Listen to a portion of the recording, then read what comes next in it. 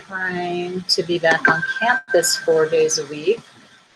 Next week being a week with a 3-day weekend, you will have school in person on Wednesdays, not everybody, obviously. So green on Mondays and Thursdays normally, gold on Tuesdays and Fridays normally.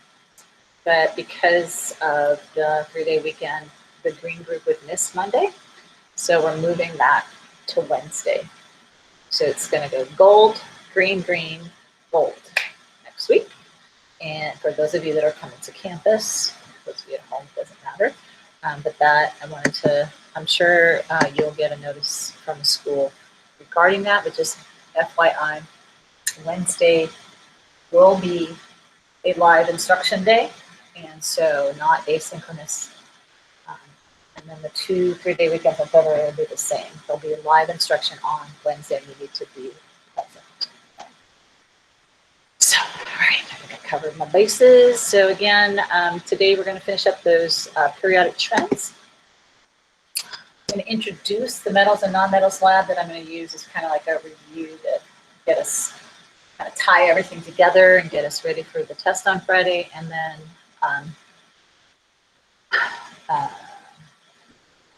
we're going to try something with Jamboard. So we'll talk more about that in a minute, but that is the plan, and I'm sticking to it. So you should have your note sheet from Tuesday still in your possession, and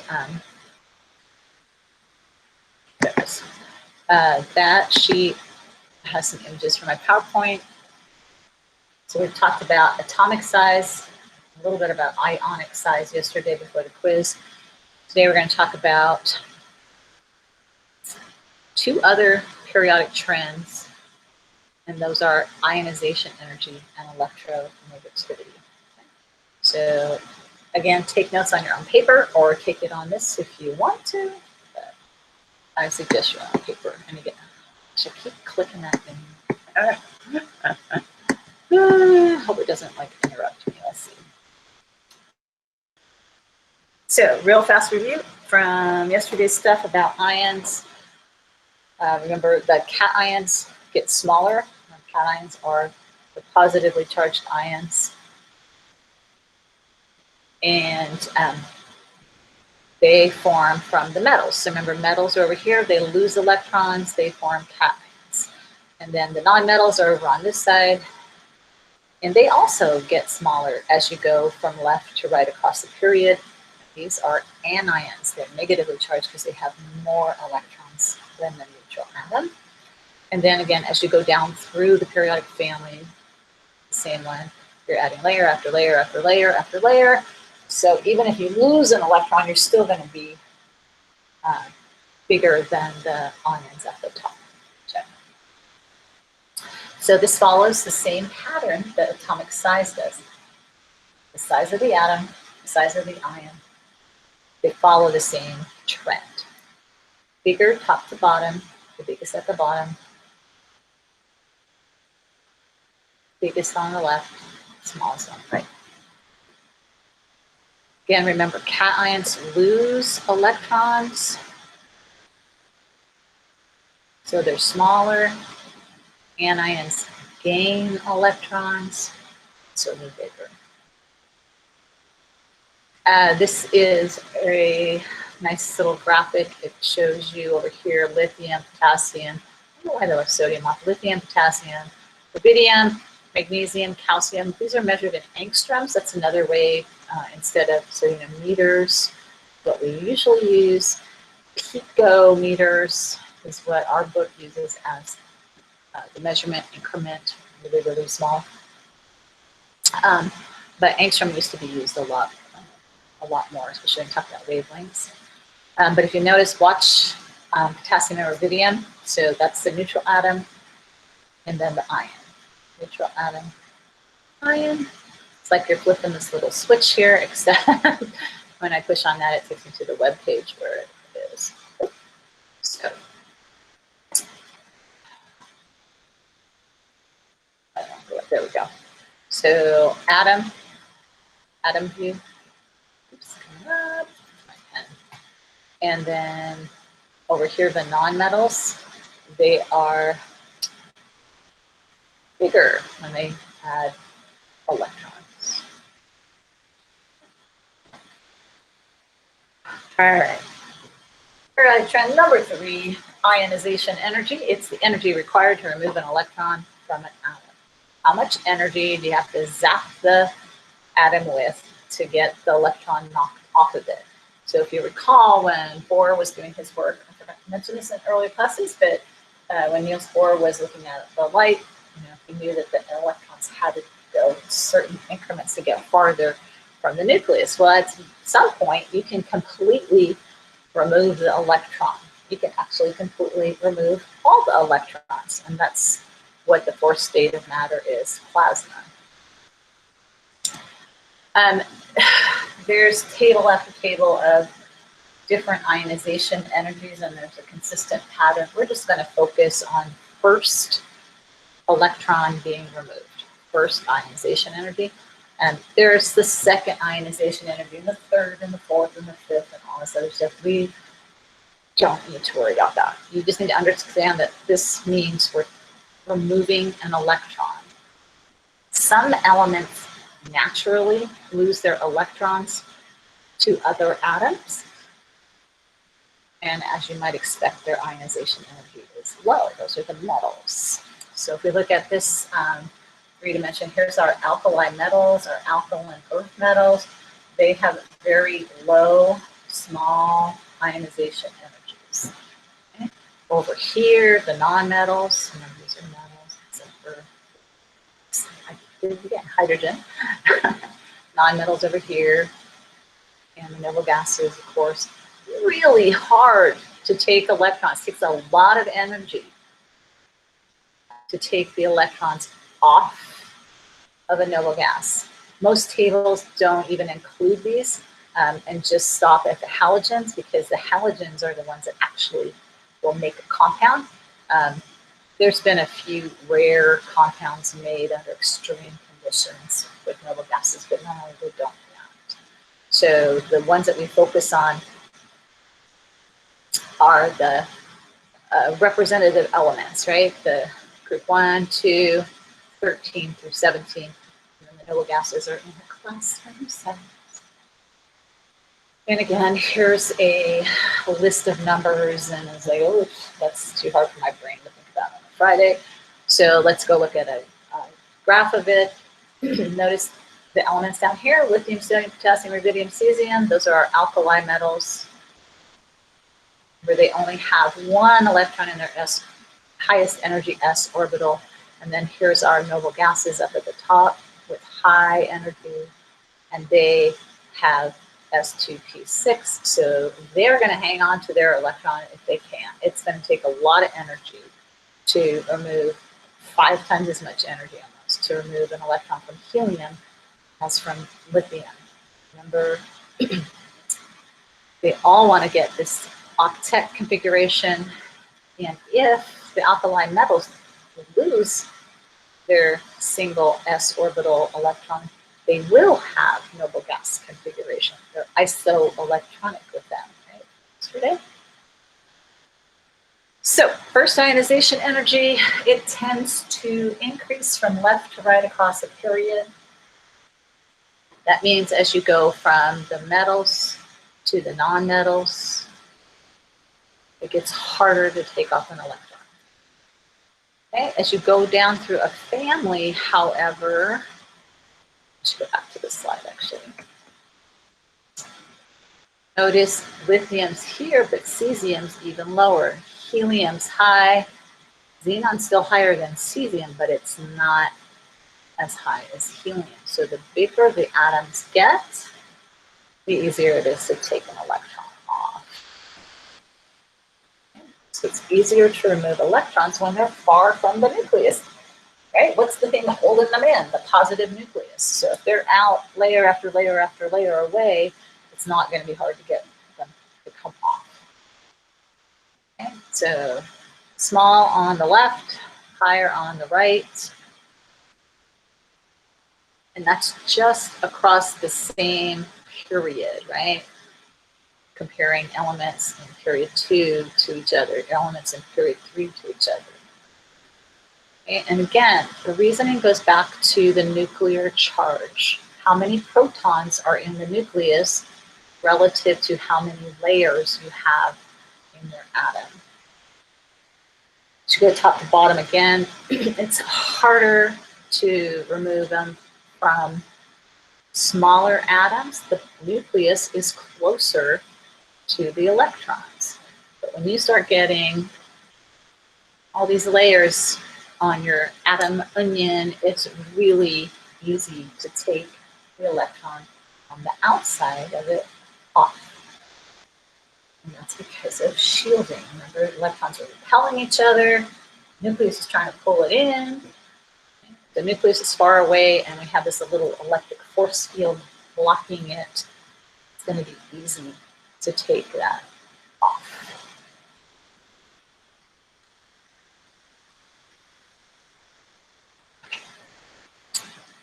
Type in if you have a question, otherwise I'm going to keep on keeping on.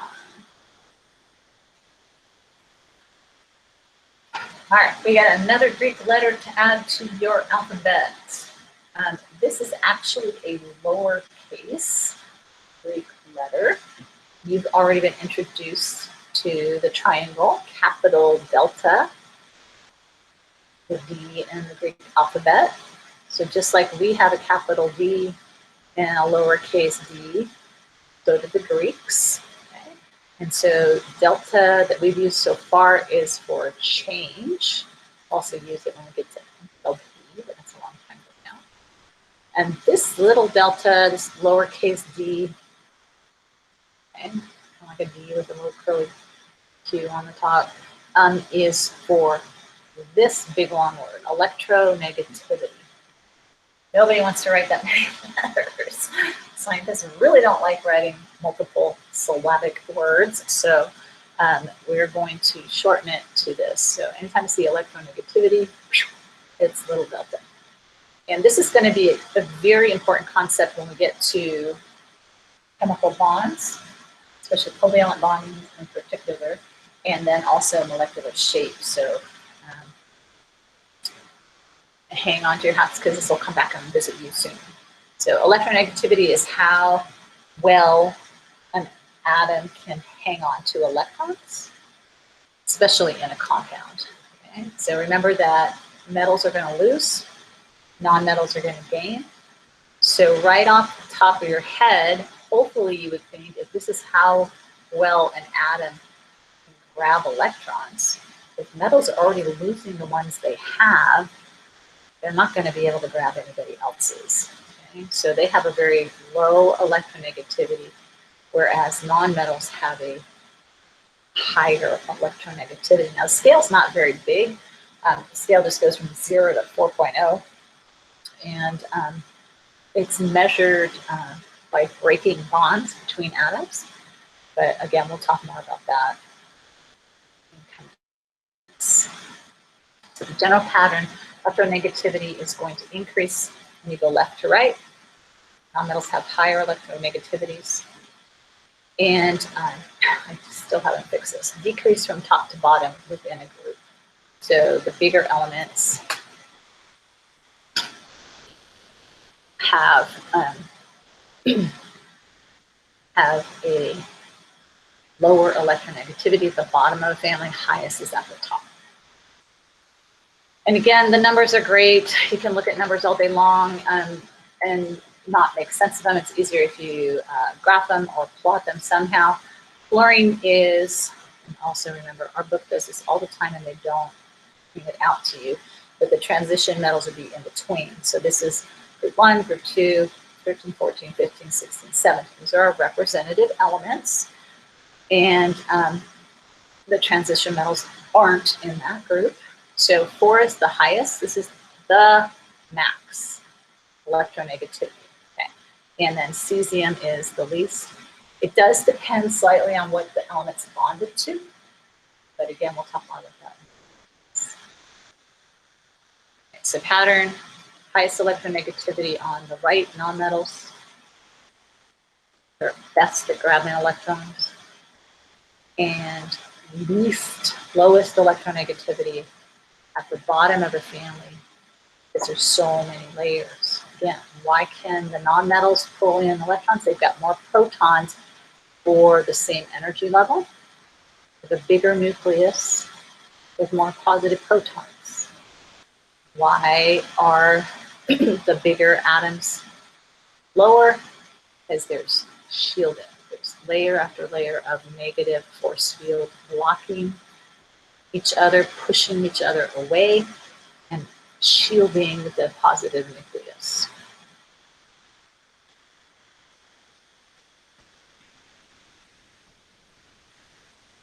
This is on your note sheet, and I added this into the slides that all of the arrowheads are pointing toward the higher or bigger values, the greater values. In our book, they changed the size of the arrow. This is just easier, I think, but at any rate, there's a lot of information on this little tiny square. So electron affinity, different books use this term, but everybody talks about electronegativity. It's how, if you have an affinity for something, you like it, you want to pull it in, right? So the atom's electro affinity is highest if you're a nonmetal, lowest if you're a metal. Ionization energy, low, easy to take off an electron. Okay. High if you're a nonmetal. Most non-metallic element is, well, the noble gases, but when we talk about bonding, we talk about fluorine, and then the most metallic would be cesium and francium. Francium is super rare, so we don't even talk about it most of the time. Ionization energy, it's harder, it's higher ionization energy at the top of the family, it's lower at the bottom. Same with electronegativity, highest at the top, lowest at the bottom. And then atomic radius and ionic radius follow the same pattern. They're biggest over on the metal side, smallest on the non-metal side.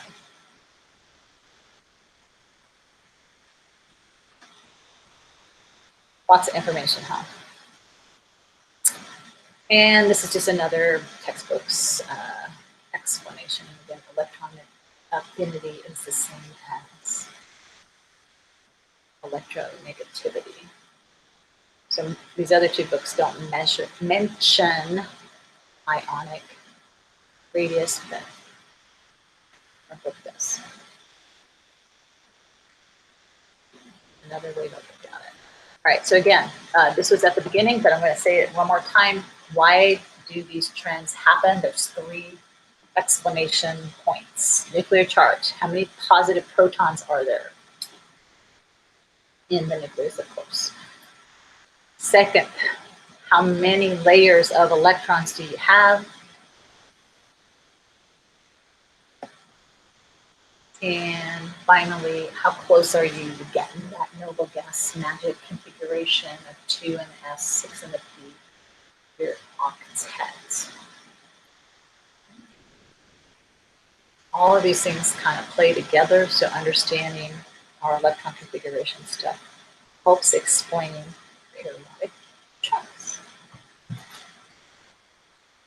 Phew! How are we doing? You guys hanging in there? Hopefully. All right, get this ready for 6th period. Excuse me.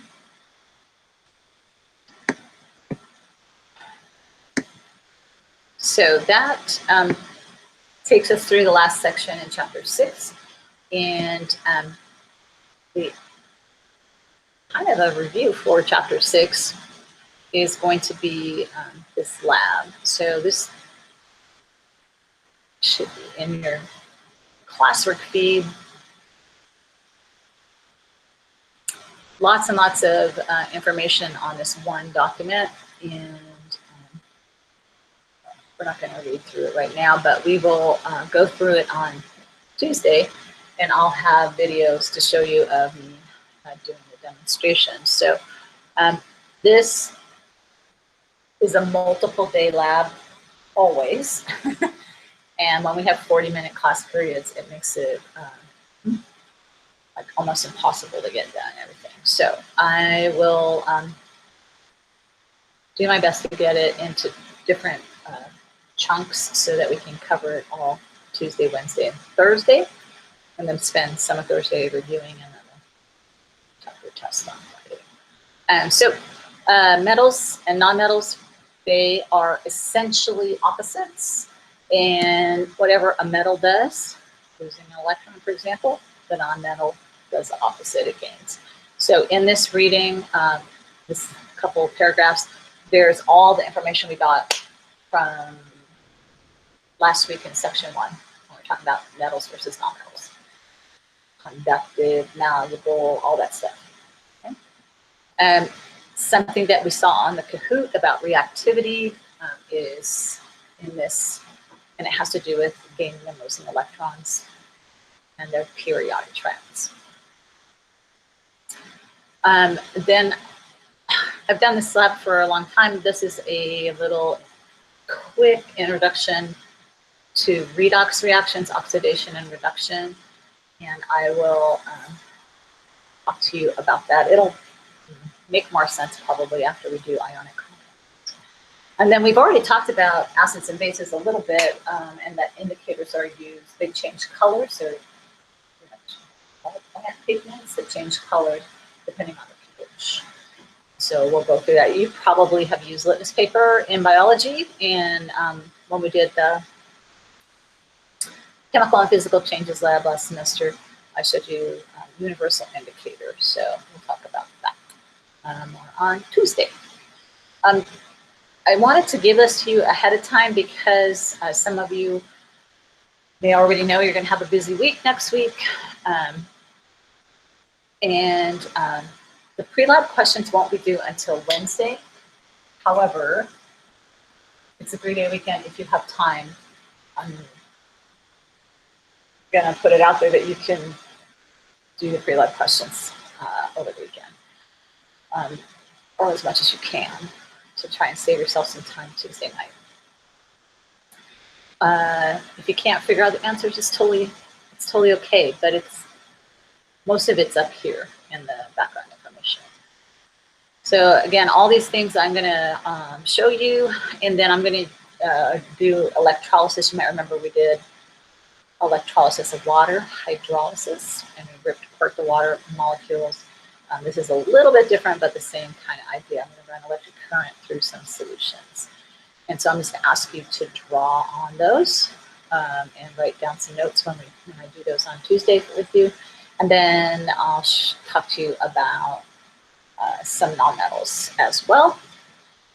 The main focus of the lab is reacting metals, and we will do that on Wednesday. So again, you don't have to do the pre-lab questions for Tuesday. I'm just putting it out there, so if you have extra time or you know your week's going to be impacted next week, that you can get started on it so you don't have so much to do on Tuesday. Any questions for you?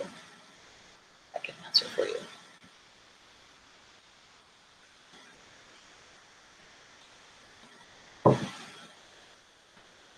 Nobody?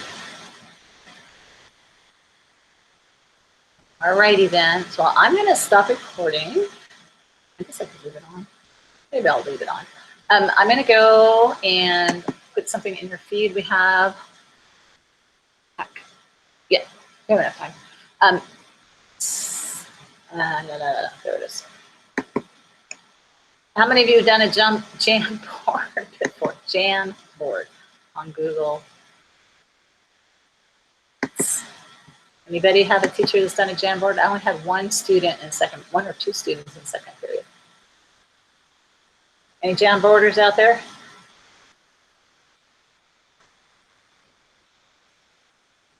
Anybody out there?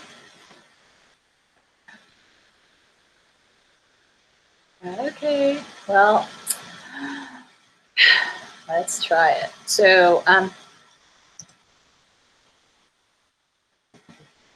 Jamboard is a way to have a little interactivity with each other. And of course, Google made a really expensive, like thousands of dollar gizmo that you have to buy to do it, except now you can do it on Google Classroom. So this is a Jamboard. Hopefully it's showing up for you guys. Someone let me know if they see it.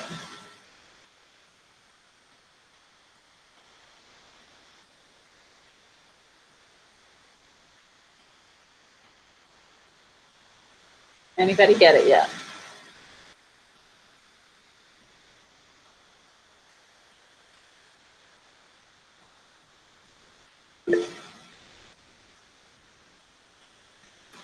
Thank you, Mara. In Classroom, no. Okay, give it another second. Should show up. I think I released it. Sometimes it takes a little bit of time.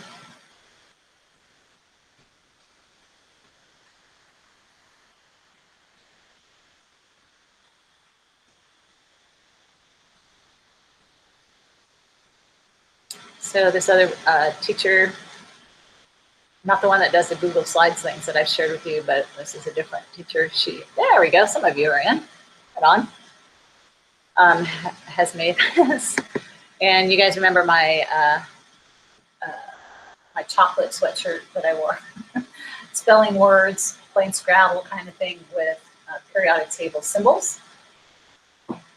Well, she built a periodic table. She didn't put in the lanthanides and actinides on this table because it's really time consuming, and I had to change some of the colors and stuff to make more chemically correct groupings. But you can see alkali metals, alkaline earth metals, our non-metals, including hydrogen, our metalloids, our noble gases, etc. So some of you may know how to do this. Don't jump ahead.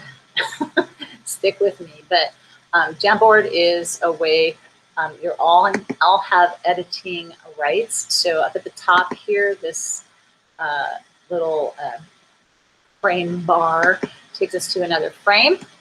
And these are pens and erasers and all that. You just need the arrow thing. So we're just going to have some silliness. Something you would say on Valentine's Day. Can you rearrange those symbols to make a Valentine's Day statement? Good. Good.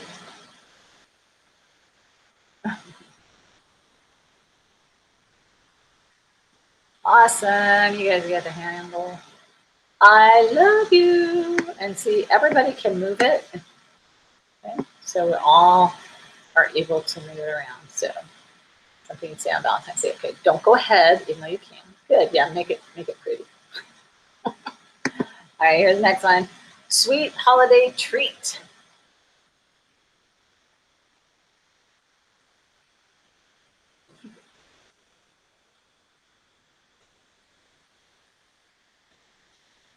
Nice. Candy cane. Good job. CJ's on fire. Jaden's in there too. Nicely done. Is that Marin? That's oh, what the heck? Let's try that again. I don't know where I left. There we go. All right, let's try to mock or convey contempt with humor. Sheldon has trouble with this.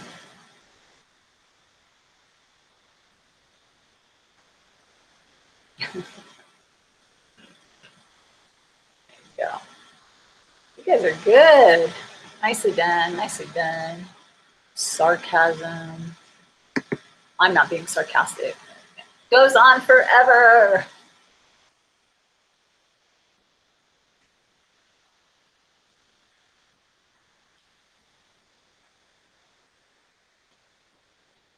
Ooh. There you go.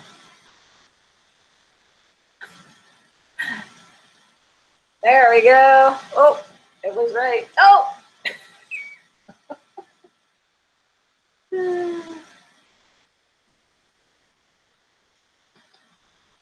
There it is. Infinite job. It's trying to put it on. Don't touch it.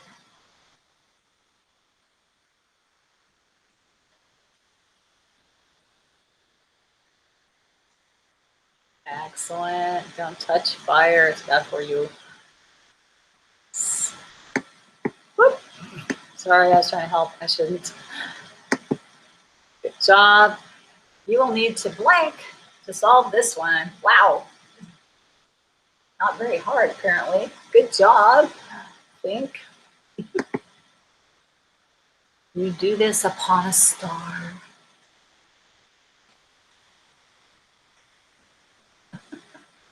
You guys are as fast as first period. Nice job. Second period was struggling. They were goofing off too much. All right, just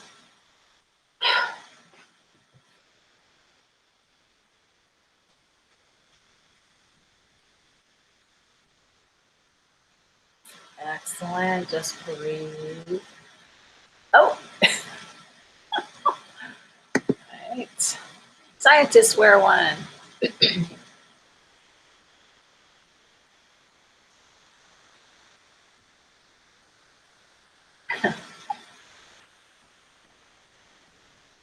Go.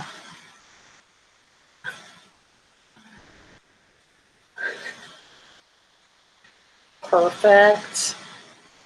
Lab coat, and that's it. So kind of silly. So I just show you a couple other things with this so you can annoy your other teachers, like the second period. You can turn them around, kind of fun. You can duplicate them. You can make your own words. We had time in the first period, so we were making some other ones. This is a pen, so you can write things. This is an eraser, so you can erase it. It's just the pointer. Sticky notes, this middle box, so you can make your own. So like U for uranium.